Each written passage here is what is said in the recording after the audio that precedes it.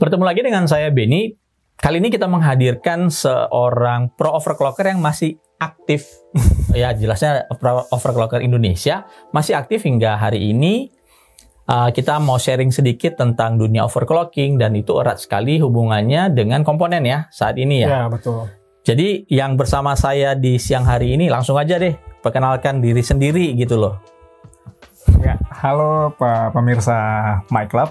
Perkenalkan saya Ivan Dwi Laksono atau bisa dipanggil Ivan Laksono. Saya temannya Pak Benny juga dari lama ya Om ya. Ya 2010 lah ya. Iya, 2010-an lah kenal. Ya kenal nggak langsung sih sebenarnya.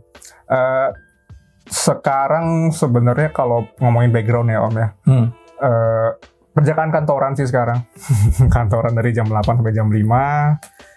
Terus bapak 2 orang anak juga, ya. Istri 1. Nah bedanya dengan Alfa itu dia udah nikah, Alfa masih belum, masih dipakai buat pipis doang. Ya. Lalu apa ya namanya? Dulu sih memang kuliah background IT ya Om ya. Ya. Jadi memang mau nggak mau gitu kayak dekat sama namanya PC hardware lah ya Om ya. Lagi zaman kuliah itu kan istilahnya. Kuliah di mana dulu? Di Telkom di Bandung ya. Jauh dari orang tua punya space lebih banyak gitu kan untuk explore. Kebetulan memang dari mulai SMP SMA tuh Om dah ya kan saat itu lagi booming pakai PC desktop ya, booming banget ya. Ya.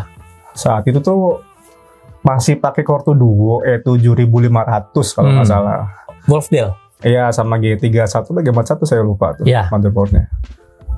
Sampai hari ini masih ada kok G31. Masih jual kayaknya ya. Masih ada ya. Masih ada. Itu pakai itu terus karena dulu juga sering langganan kayak chip ya. Iya, majalah chip. Sama tabloid masih banyak dulu ya. Ya, PC Plus. Info komputer, PC Mile, PC Media, ya. PC Media, chip, pokoknya seputar itulah. Ya. Lalu sering baca review juga. Tapi pada saat itu kan pikiran anak-anak yang baru injak remaja kayak apa ya? Ini sebenarnya apa sih gitu? Sampai di review segala macam gitu. Akhirnya waktu transisi ke kuliah baru tuh karena punya waktu luang lebih ya, maksudnya nggak dekat orang tua, banyak waktu explore, terus banyak tugas juga yang membutuhkan PC desktop ataupun laptop gitu. Jadi mulai terbesit upgrade komputer lah gitu. Okay. PC apa dulu pertama? Ini AMD. Oh AMD? AMD, iya. AMD. Apa itu? XP? Enggak, Phenom Om. Phenom udah 2. Masuk Phenom. Denep. Oke. Paham. Phenom 2 X4 ya, 955BE. Iya. Iya itu tuh. 955BE sama chipset 970 kalau nggak salah. Iya. AMD 970 tahu. Dulu kan budget oriented ya Om. Betul. Ya pada saat itu ya. Iya. Tapi 970 bukan budget oriented loh. Enggak, maksudnya dibanding yang platform Intelnya. Oh iya betul. Iya, AMD selalu harusnya lebih murah dari Intel, nggak seperti sekarang.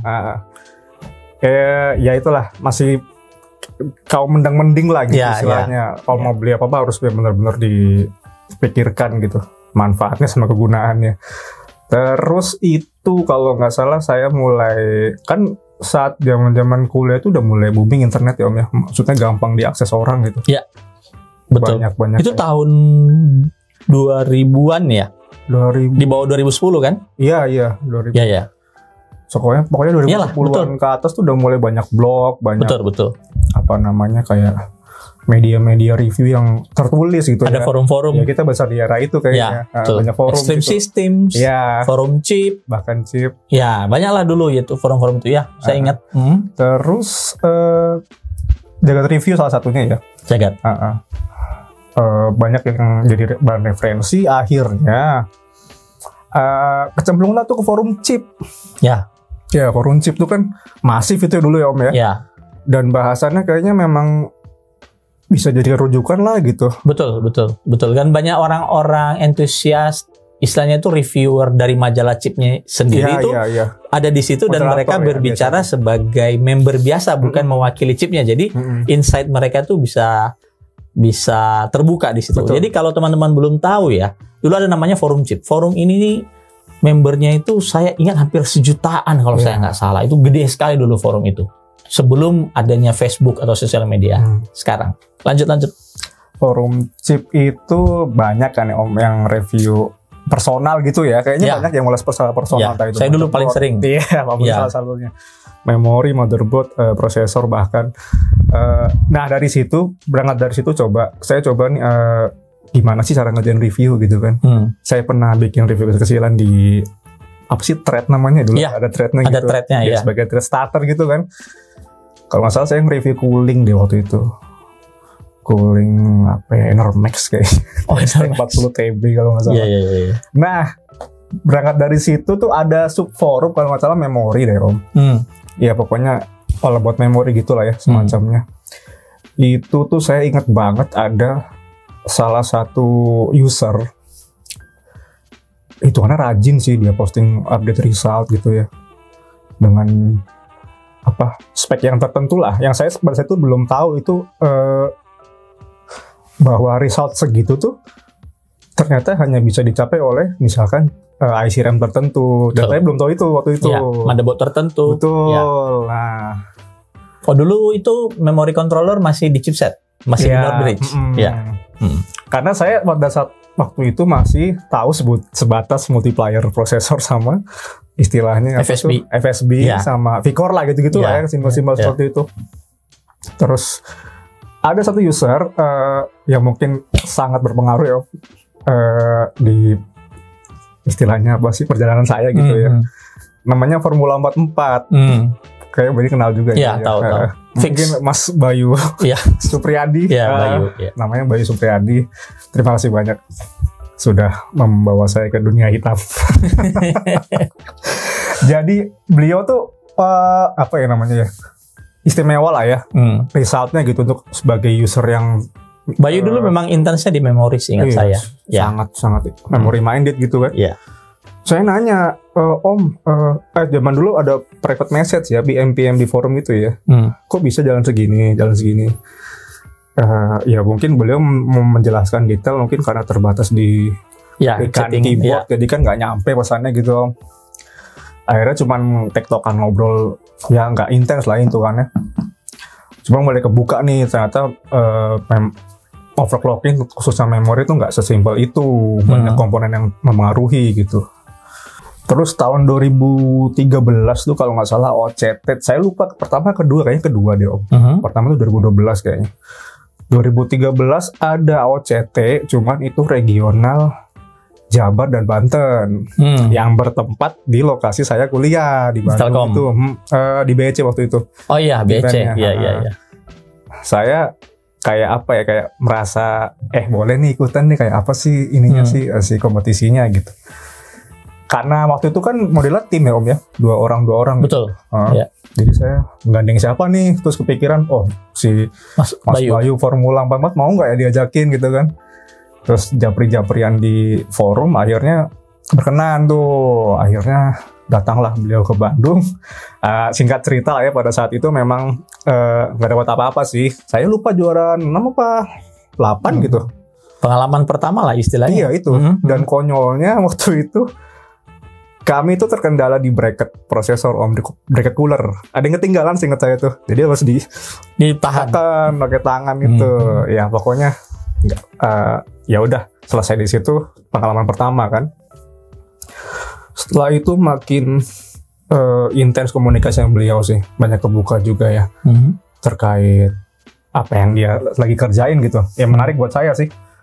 Terus selanjutnya itu jadi spesifik dari yang suka di overclock ini memori ujung-ujungnya. Awalnya iya. Iya kan, memori. Oke. Lalu kan sekarang nih banyak result ya. Pakai nick apa sih di HWBot ya? Oh, dulu pertama itu namanya Ivaneza sampai 2022 kalau nggak salah. Dari 2012 sampai 2022, lalu switch ke Mahameru sekarang sampai sekarang. Ya oke. Terus kita lanjut ya. Tadi suka dengan memori. Karena rumitnya memori atau? Sebenarnya pasti rumit ya Om, satu. Cuman yang kalau di era saya tuh yang berkesannya waktu itu kan DDR3 ya Om ya. DDR3 tuh dibanjiri sama banyak sekali apa namanya IC memori ya. Vendor memori tuh banyak banget. Nggak kayak sekarang. Betul. Banyak banget dari berbagai brand dan berbagai Elpida, Micron. Iya, PSC, Porsche, betul. Samsung, berbagai macam karakteristik yang berbeda gitu. Itu menyenangkan sekali sih. Saya tahu itu dari Mas Bayu juga kan. Ternyata rujukannya ke volume luar tuh Extreme System kalau nggak salah. Ya. Lalu sekarang masuk jadi pro overclocker itu. Jadi kalau teman-teman mau tahu ya, pro overclocker itu biasanya orang-orang yang melakukan overclocking dengan kontinuitas tinggi, ikut beberapa kompetisi dan sudah bermain cooling Sub-Zero. Biasanya at least pakainya dry ice ya, yang di bawah suhunya 0 derajat. Jadi pengalaman pertama menggunakan Sub-Zero cooling itu apa? Dry ice atau udah langsung liquid nitrogen? Justru liquid nitrogen Om, 2014 sama Om Eki Jengkol waktu itu. Oh iya Eki Jengkol, iya. Om Eki Jengkol waktu itu kami ada beberapa lulusan OCT Bandung tuh sempat bikin komunitas gitu kan. Beliau salah satunya tuh Om Eki Jengkol di tempatnya di Mangga 2 kalau nggak salah ya. Iya. T-Zone kalau nggak salah namanya. Nah itu sempat nyicipin liquid nitrogen pertama kali di platform Haswell Z9 Gen 4 ya itu ya. Kalau kita bilang Gen 4. Iya, Core i Gen 4. Iya. Oke, lalu sudah jadi pro overclocker. Kan sekarang sudah jadi pro overclocker nih. Bedanya dengan dulu casual overclocking. Jadi kalau kita nggak overclock kan, kalau saya dulu kan mulainya dari gimana sih saya bisa dapat performa lebih tanpa harus mengeluarkan uang lebih banyak. Nggak usah upgrade prosesor misalnya, atau nggak usah upgrade ya prosesor sama VGA sih dulu, karena kita bisa overclock GPU dan memori VGA ya. Nah, bedanya pro overclocker dengan casual overclocker itu di mana menurut Ivan? Kalau perspektif saya Om ya, kalau casual tuh kan lebih ke gimana sih si sistem ini agar bisa berjalan dan bisa dipakai untuk hari-hari ya. Tanpa harus mengalami crash dan segala macam ya. Pokoknya belum free worry lah ya. Ya, belum di atas, belum di dekat-dekat limit lah gitu, masih bisa dipakai untuk harian gitu. Nah, kalau si pro overclocker ini juga agak bias ya deskripsinya ya. Jadi mungkin gini, menurut hemat saya tuh lebih ke apa ya? Overclocking tuh dijadikan sebagai competitive skin ya. Jadi memang mindsetnya tuh competitive skin. Jadi yang dikejar tuh angka, terus attempt to breaking world record gitu-gitu. Lalu tapi patut diingat juga apa yang dilakukan sama casual overclocker tuh kadang dikerjakan juga sama si pro overclocker. Ya, karena memang hariannya pasti dipakai kan. Artinya kan rig-nya dia atau PC-nya dia itu bukan rig yang dipakai untuk melakukan aktivitas overclocking ya. Dia punya rig sendiri yang memang dipakai harian, dan ada yang dipakai untuk bancakan gitulah ya. Ya kan? Iya. Karena kalau misal kecampur ya agak beresiko juga sih. Betul pasti. Ini kan namanya kita ngoper kan nggak jarang ketemu BSOD lah, ketemu yang korup apalah gitu. Nah, sekarang kan setelah jadi pro overclocker, ada nggak sih vendor yang support saat ini? Ada sih, ada. Dari tahun 2021 22 awal kalau nggak salah. Alhamdulillah sih sudah ini ya, sudah apa namanya, sampai sekarang sih masih support sih, alhamdulillah. Jadi support itu memberikan apa ya namanya ya, kemudahan gitu. Jadi kan kita bisa bilang kan seeding hardware lah ya. Kita kan nggak dibayar. Kamu kan nggak dibayar kan. Betul.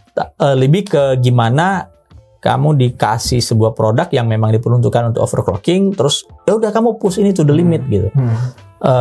Your job is to make attempt record gitu ya. Betul. Atau bisa juga kasih feedback ke R&D-nya kan. Nah, setelah menginjak fase itu, ada perubahan nggak dari gimana ya, misalnya bilangnya ya, menjadi seorang yang di seeding hardware dengan ya dulu hanya sekedar overclocking keluar dari duit sendiri misalnya. Jadi kalau teman-teman bilang seeding hardware itu nggak keluar uang, masih keluar uang. Masih. Kenapa? Karena yang di seeding misalnya cuma hanya motherboard ya, memorinya, prosesornya, bayar liquid nitrogennya gitu ya. Listriknya gitu ya. Jadi enggak semata-mata atau kita misalnya dia dibayar, enggak seperti itu. Cuma di seeding hardware dan dia udah attempt to make record. Nah, ada yang enggak yang menjadi perubahan setelah ya di seeding hardware? Ya kita sebut aja lah motherboardnya gigabyte kan. Ya. Pasti ada sih Om. Dulu kan kita namanya sebelum saat ini terjadi yang di support itu ya. Dulu kan kita benching kayak sesuka hati gitu ya. Maksudnya benching apa ya udah benching gitu. Asal keluar skor gitu istilahnya. Nah, dengan ada seeding ini satu sisi memang memudahkan. Tapi di sisi lain ada tanggung jawab yang besar sekali saya bilang sih. Untuk gimana membuat si perangkat itu dalam hal ini motherboard tuh supaya bisa perform ya Om ya. Ya, dan itu butuh pengetahuan. Yes. Butuh skill pengetahuan. Butuh latihan, practice. Takes time banget. Ya, sangat time consuming banget sih. Jadi kalau perspektif saya dari sisi saya ya, jadi pro overclock tuh banyak sekali dikorbanin sih. Waktu, tenaga pikiran, keluarga. Ya itu sering sekali apa namanya berseberangan gitu. Betul. Ya, saya merasakan itu juga. Om ini juga merasakan. Itu apa ya namanya ya? Sebuah seni sih kata saya sih. Betul. Tanggung jawab di keluarga ada, lalu tanggung jawab sebagai pro overclocker juga ada. Maksudnya kan kita nggak mungkin tuh dikasih di seeding barang, lalu kita nggak melakukan apa-apa atau nggak melakukan sesuatu yang istimewa. Itu kalau dalam perspektif keliru sih kalau sampai seperti itu terjadi gitu ya. Nah, untuk mengasah skill itu ya, apakah pengetahuan 10 tahun atau ya 12-13 tahun yang lalu itu masih relevan nggak untuk hari ini? Masih. Dengan teknologi yang sekarang? Oh ya? Masih. Contohnya seperti apa deh? Karena kan sesimpel kita meletakkan motherboard di casing zaman dulu ya. Terus kayak sesimpel kita ngejumper power on pin di motherboard pakai metal atau besi atau apapun itu yang berbahan metal gitu. Kalau nggak memiliki basic seperti itu agak sulit sih. Belum lagi sama troubleshooting. Iya, belum lagi troubleshooting karena semakin sering kita praktek, semakin sering kita ngoprek atau mendalami perangkat tertentu ya. Karena kan nantinya ketika ada masalah atau trouble, intuisi kita tuh udah bergerak. Ini masalahnya kenapa nih? Ada problemnya di mana? Pasti lebih akurat sih, troubleshootingnya lebih cepat dan lebih akurat. Dan jangan lupa baca manual book ya teman-teman. Ya, manual book itu the first kitab suci yang harus dibaca sih sebenarnya. Harus membaca sih ya. Iya, betul. Nah, sekarang kan kita banyak dihadapkan atau dihadirkan dengan motherboard keren lah. Kalau di Gigabyte namanya Tachyon, kalau di Asus namanya Apex, di ASRock namanya OC Formula, lalu kalau di MSI namanya Unify X. Unify X. Empower juga. Oke. Nah, sebenarnya motherboard itu memberikan kemudahan nggak sih buat kamu? Atau malah bikin jadi overthinkingnya lebih banyak lagi? Kalau ini kayaknya relate sama yang tadi kita bahas di awal Om. Yang dulu kan saya taunya zaman multiplayer prosesor gitu. Terus kita budget oriented lah gitu istilahnya. Nah, dulu tuh saya masih belum tahu bedanya motherboard mainstream ya sama motherboard yang istilahnya ada di ranah itu karena overclocking. Dulu saya sempat pakai Z87 yang kalau nggak salah Asus mungkin ya, Asus yang Pro kalau nggak salah. Z87 Pro saat itu punya memori yang lumayan lah ya, yang Hynix MFR kalau nggak salah Om, ya biddingan 2600 lah ya. Sama ini Gale Evo 2 yang PSC. Nah itu di Z87 Pro jalan, cuman nggak bisa mendekati atau mencapai apa yang tadi Mas Bayu lakukan tuh. Nah, saya kenapa ini kan? Akhirnya singkat cerita nyobain ROG Maximus 6 Formula kalau nggak salah. Dan itu kan bukan motherboard murah. Itu motherboard pinter itu. Pinter tapi mahal. Tapi kita melihat suatu perbedaan sih di situ. Maksudnya yang di develop khusus untuk overclocking ya, sama yang mainstream tuh memang ternyata experience-nya berbeda jauh. Knopnya lebih banyak juga. Lebih mudah dipakai, lebih pintar tanda kutip. Pokoknya jauh lah. Jadi memberikan kemudahan. Iya pasti, apalagi bukan overthinking. Dua-duanya sih. Dua-duanya karena kita kan kalau namanya overclocking itu kan sering melihat yang jadi pemicunya adalah biasanya melihat result orang lain. Kita udah punya barang yang proper nih, tapi kok kenapa nggak bisa mirip atau mencapai yang seperti orang lain lakukan? Itu kadang bikin overthinking juga sih. Oke. Pengalaman overclocking yang paling berkesan sampai hari ini? Ya paling awal kali ya 2000. Oh, yang pertama lah ya. 14 sih itu. 13-14 itu. Berkesan banget itu. Nah, sekarang kan tren nih ada beberapa nama overclocker dunia. Kita bilang aja Splave, kemudian ada Elmore, ada Derbauer, dan itu menjelma menjadi brand. Ya, saya kenal nama-nama besar ini sejak saya di XSI dulu. Extreme System, saya join Extreme System tahun 2003. Dan mereka sekarang menjadi brand yang bisa dijual gitu. Nah, menurut saya bisa nggak sih overclocker Indonesia seperti itu? Kita kan punya overclocker yang bisa dikatakan punya nama lah ya. Ya, kita punya beberapa orang yang bisa diandalkan. Kira-kira bisa nggak Indonesia jadi seperti itu? Dan apakah sebesar apa pengaruh nama itu di komunitas overclocker sendiri? Oh, ininya ya, influence-nya ya.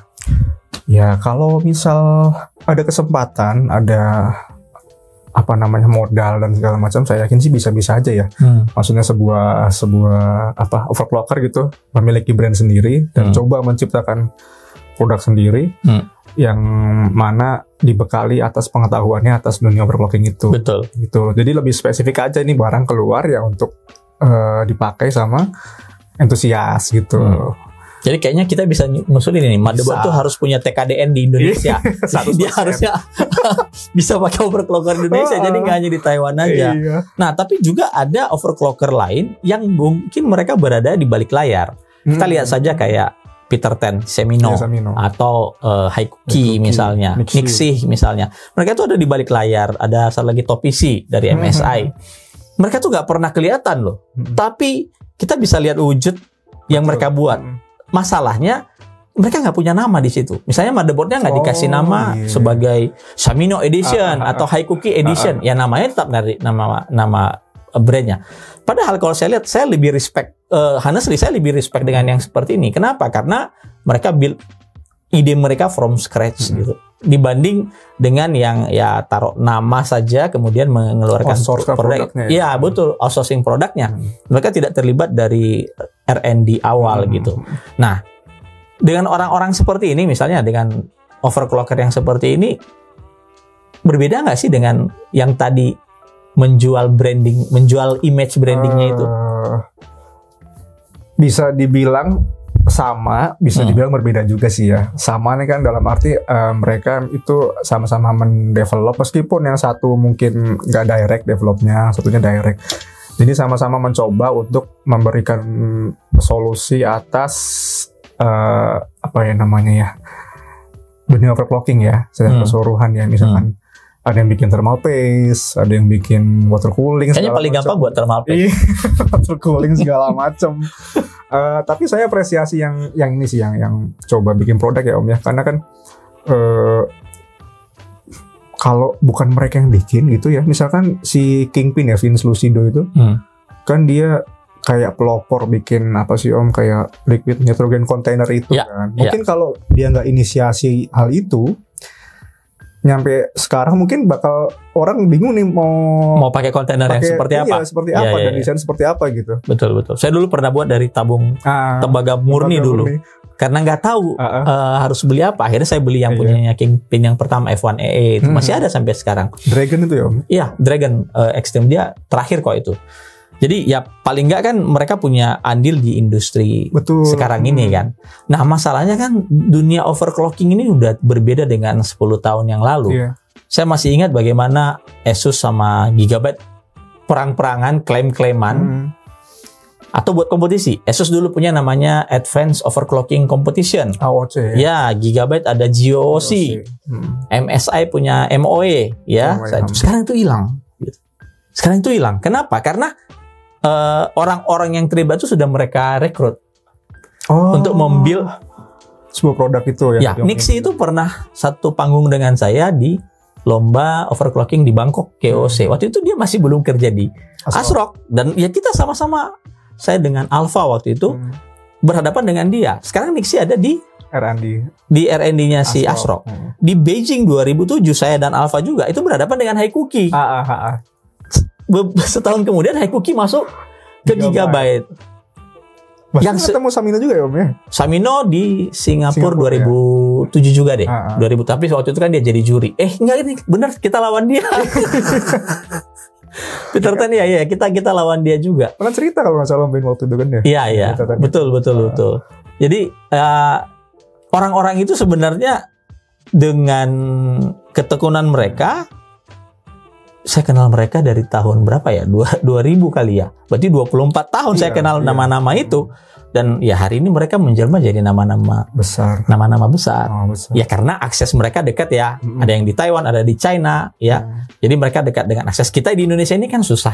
Di sini agak aja. Ya, kita cuma kecipratan aja.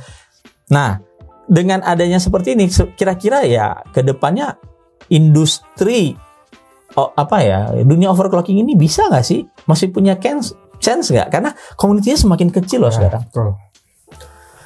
Semakin kecil dan kayaknya di Indonesia ya Om ya? Elitis. Di Indonesia tuh regenerasinya agak mandek ya masalah ya Om ya? Iya. Agak mandek ya. Betul. Saya pribadi bahkan 2015 kan sempat vakum tuh Om, selama kayaknya 4 tahun deh. Sibuk kerjaan, sibuk keluarga segala macam. Iya, ternyata 2019 masih orang-orang itu aja yang bermain di sekitar kita gitu. Oh, kayaknya ada yang mandek nih regenerasinya gitu. Makanya mudah-mudahan sih ya, dengan saya agak salut gini sih, ternyata di 2024 ini dengan platform yang udah segitu canggihnya, segitu advance-nya, terus margin OC-nya pun makin tipis gitu ya. Tapi si vendor-vendor motherboard, si orang-orang di balik R&D mereka seperti Haikuki, seperti Samino atau Nixie atau yang lain tuh tetap mengusahakan ya, maksudnya mengakomodir si komunitas kecil ini supaya tetap hidup lah gitu. Dan itu kayaknya besar sekali effortnya Om ya di R&D. Sangat besar sekali. Dan ya mungkin sekarang itu juga berhubungan dengan perubahan dunia ini. Maksudnya era digitalisasi sekarang, banyak orang tidak merasakan lagi bahwa itu overclocking sesuatu yang harus menarik untuk dilakukan, sehingga ya nama-nama itu saja yang ada. Nama-nama itu saja yang ada, dan ada kesan elitis di dalam komunitas overclocking ini. Dan ya lagi-lagi mungkin karena perubahan cara orang belajar juga beradaptasi, itu membuat ketertarikan pada overclock ini jadi berkurang. Dan tentunya selalu overclocking itu dianggap costly. Costly itu dalam arti ya bisa jadi dia gonta-ganti produk dan segala macam gitu. Padahal kalau saya lihat sekarang, produk yang bisa di overclock itu sebenarnya bukan harus spesifik motherboard yang untuk overclocking ya. Untuk basic aja sebenarnya sudah bisa dilakukan ya. Hanya banyak orang ngerasa itu sudah tidak bisa lagi memberikan peningkatan performa gitu. Ya paling kejar-kejaran angka kayak balap-balapan aja kan. Tapi sebenarnya kalau untuk yang benar-benar baru terjun memang learning curve-nya agak tajam sih Om ya. Betul ya, benar sekali sih memang. Karena yang misalkan yang dibandingkan pun yang orang-orang lama tadi. Nah, itu dia. Itu dia. Terus sekarang ya, di komunitas sekarang aktif di mana saja sampai sekarang ini? Sekarang sih lagi nggak tergabung di mana-mana sih Om sebenarnya. Oke. Sekarang nggak tergabung di mana-mana. Dulu beberapa waktu lalu belum lama sempat di JKMOC. Ya. Timnya pimpinannya Om Areng ya. Om Areng Permana. Sekitar setahun kayaknya di situ. Terus saya mungkin merasa agak susah fokus akhir-hari ini mungkin ya, banyak yang di handle gitu ya, akhirnya mutusin untuk sendiri dulu lah. Karena gini, di komunitas overclocking itu kita kadang-kadang suka ngomporin teman kita sendiri sih. Di malam-malam posting, kalau nggak posting ya WA, kirim screenshot, saya udah sekian, kamu kapan nih nongolnya. Nah, itu tuh kadang-kadang untuk beberapa orang tuh time consuming banget, bisa tidak tidur semalaman, bisa berhari-hari untuk hanya sekedar mengejar satu skor yang tadi teman kita sudah capek, jadi kita mengejar dia. Saya ada 5 pertanyaan yang harus dijawab secara cepat, tidak boleh banyak berpikir ya. Oke. 1, platform Intel atau AMD? Intel. Kenapa? Mostly pakai Intel, jadi lebih berkesan sih. Oke. Dan tapi kan platform pertama dulu AMD. Betul. Cuman saya dulu istilahnya apa ya, banyak belajar di Intel. Oke. Intel berarti ya. Gigabyte Asus. Gigabyte. Karena Oh iya, selain itu kalau udah pasti lah ya, jadi poin plus. Cuman tuh yang saya pribadi suka itu proses belajarnya, Om. Ini tahu sendiri lah, Bang. Ya kan. Gigabyte itu mengharuskan kita tuh kayak learning from the scratch. Ya, betul. Tentang behavior itu motherboard seperti apa. Dan untuk mencapai hasil tertentu tuh di Gigabyte bisa dibilang nggak instan ya, Om. Betul. Takes time, butuh. Nggak ada AI-nya. Butuh belajar, butuh waktu juga, butuh banyak yang harus dicoba dilakukan ya. Dan lain cerita kalau di mana? Oh, tadi Asus ya bilang. Ya. Nah, di Asus saya juga bukan, maksudnya milih Gigabyte bukan berarti nggak suka Asus atau gimana. Preferensi aja, karena kita biasanya pegangannya, misalnya orang biasa aja bawa motor Honda misalnya, ya pasti dia akan prefer Honda karena dia tahu seluk-beluknya. Meskipun ya tantangannya lebih besar sebenarnya. Yes, betul, Om. Tapi entah kenapa ya saya jadi merasa kalau nggak ngalamin momen momen sulit itu jadi kayak ada yang kurang gitu. Ya. Justru di situ ada seninya. Ada seninya di situ. Ya. Hit the wall dan kita coba untuk ngelewatin. Oke, next question. G-Skill or King Bang?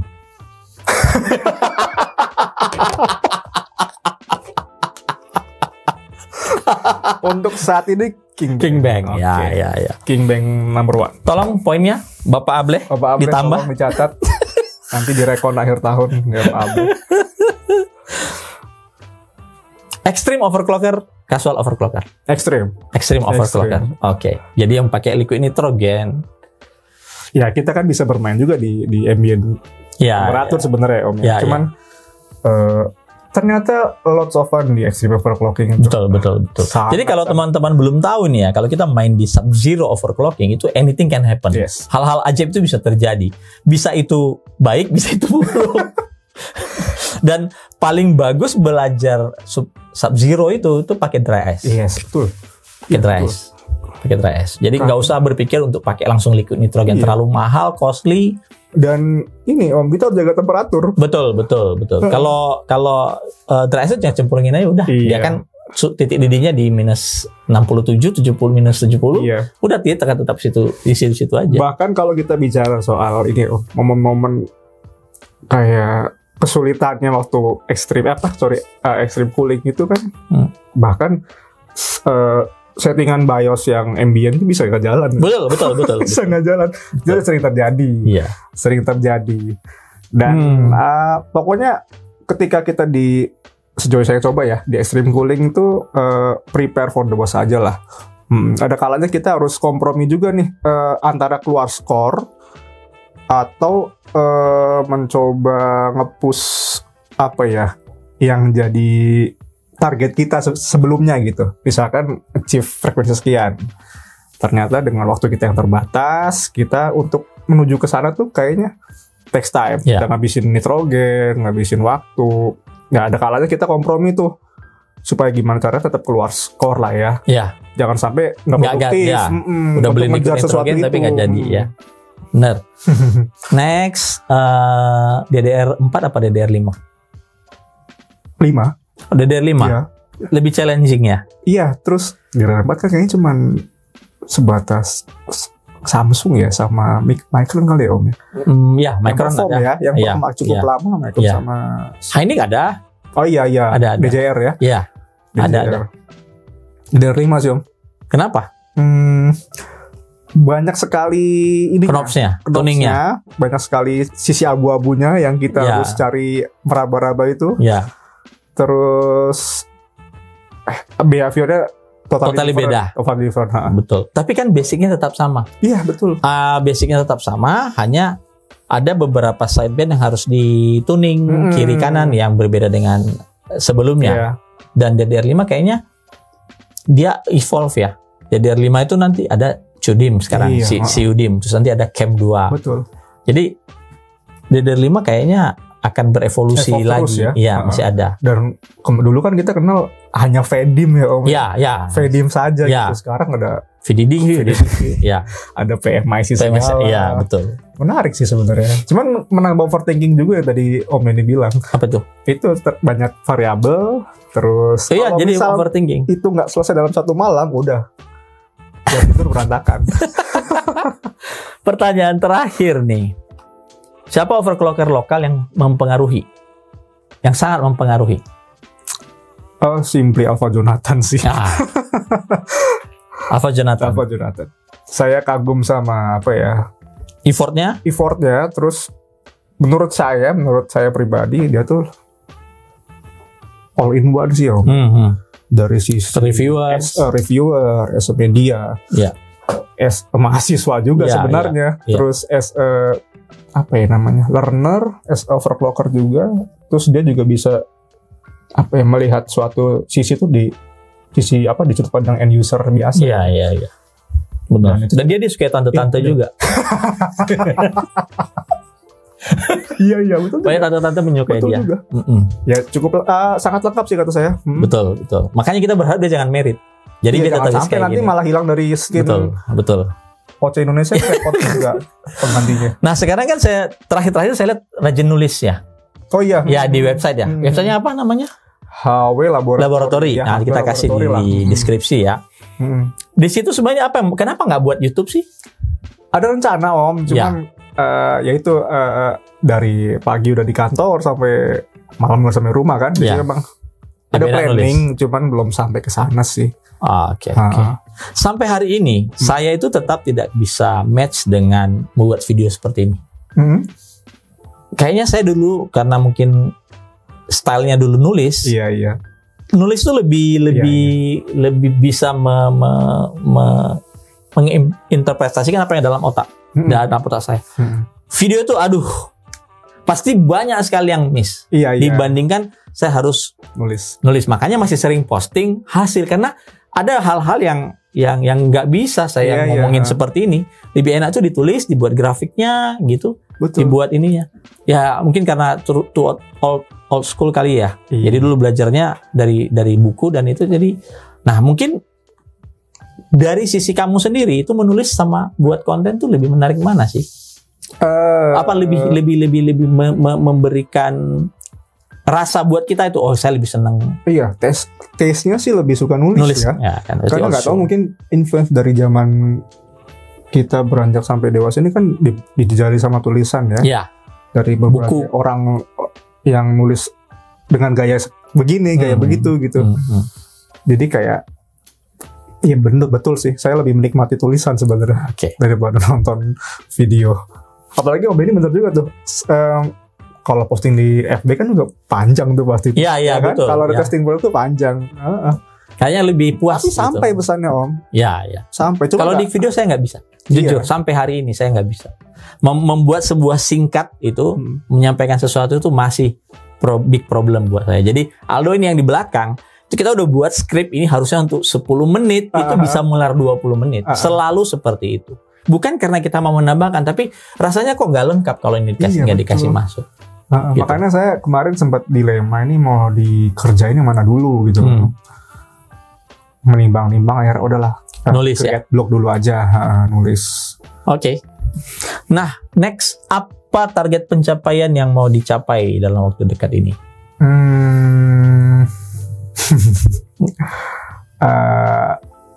Sebetulnya ada sih Om yang saya udah beberapa kali attempt, cuman belum beruntung gitu ya. Nembus kompetisi live, cuman yang levelnya udah internasional sih. Itu belum sampai sekarang belum. Ya kayak G-Skill WC. Oke. Kalau online tuh kan beberapa kali ya. Pernah juga tuh 2021 itu meskipun kecil-kecilan gitu di Owebot. Kemarin kan menang yang di Jogja, King Bang. Oh iya. Itu berkesan juga Om sebenarnya karena kan udah lama banget gak ada kompetisi ya. Sangat, karena ya itu ya. Banyak vendor itu agak costly sekali untuk membuat sebuah kompetisi offline. Kalau online itu mungkin lebih gampang, tapi ya kita nggak bisa melihat skillnya si overclocker. Kalau di live itu anything can happen. Total different Om. Ya, mentalnya segala macam. Kalau online itu kan sambil tidur, besok dikerjain bisa. Istilahnya bisa mengkondisikan hardware kita bakal seperti apa gitu ya kalau online ya. Kalau offline ini memang apalagi yang hardware random ya Om ya, hardware sudah disediakan panitia. Iya, betul. Diacak tiap sesi itu udah pure. Atau juga dulu boleh kita pakai cara lama dulu, bawa sendiri hardware-nya, enggak apa-apa, tapi kamu harus live di situ nunjukin skill gitu. Kalau online itu masih banyak bisa cheating lah, bisa macam lah. Saya juga cukup kaget juga 2000 berapa itu ya? 2020 ada online tuh yang vegan tuh Om. Iya, vegan. Itu pertama sekali saya online tuh. Rocktor juga tahun berapa tuh ya Rocktor? Saya lupa deh. Saya lupa. Iya, Rocktor tuh sempat ikutan juga. Iya. Beruntung waktu itu. Waktu kenal Om ini pertama kayaknya bener-bener intens komunikasi waktu Rocktor itu deh kayaknya. Oh iya, betul. Waktu Rocktor itu 2020-an kayaknya. Ya waktu lagi COVID-nya lah. Iya betul. Terus ada vegan, ada Intel, ada AMD tuh keren juga. Kenapa nggak berlanjut sampai sekarang ya? Nggak tahu. Sayang banget loh itu. Ya, jadi teman-teman kita di sini ngobrol itu tentang dunia yang dulu itu memang niche. Niche itu artinya tip of the mountain ya. Jadi komunitasnya kecil, tapi sekarang itu banyak digunakan sebagai jargon marketing dari vendor. Motherboard, kartu grafis, memori. Bahkan kalau udah mencapai rekor-rekor itu bakalan menjadi senjata marketing. Motherboard saya bisa mencapai DDR5 sekian, memori saya bisa mencapai. Lagi happening sekarang ya? Ya, dan orang di belakang layarnya itu adalah overclocker sebenarnya. Itu bukan dari vendornya, tapi ya overclocker yang ada di attempt ya. Karena istilahnya kalau nggak ada yang ngelit suatu project, apalagi kayak spesifik khusus untuk OC kompetitif ya, itu bakal kayak si vendor create produk tuh kan nggak tahu harus kemana gitu. Betul. Makanya butuh direction gitu kan dari orang di belakangnya itu. Makanya apresiasi besar lah untuk brand-brand yang masih eksis ngeluarin produk kayak Apex mungkin, terus Tachyon, terus OC Formula, Unify X, Empower dan lain sebagainya. Karena itu yang bisa menjual marketingnya sih sebenarnya. Terus sekarang gaming udah nggak terlalu ini Om ya. Ya, sekarang kalau saya tanya bedanya motherboard gaming dengan enggak di mana? Ada sih sebenarnya. RGB. Udah nggak digaung-gaungin lagi, sekarang malah AI ya Om. Iya, AI sekarang. Itu saja bincang-bincang singkat kami dengan Ivan. Kalau mau lagi dengan siapa tahu orang lain lagi, teman-teman boleh komentar ya. Makasih Ivan sudah datang di Thank you Om. Terima kasih. See you. Bye.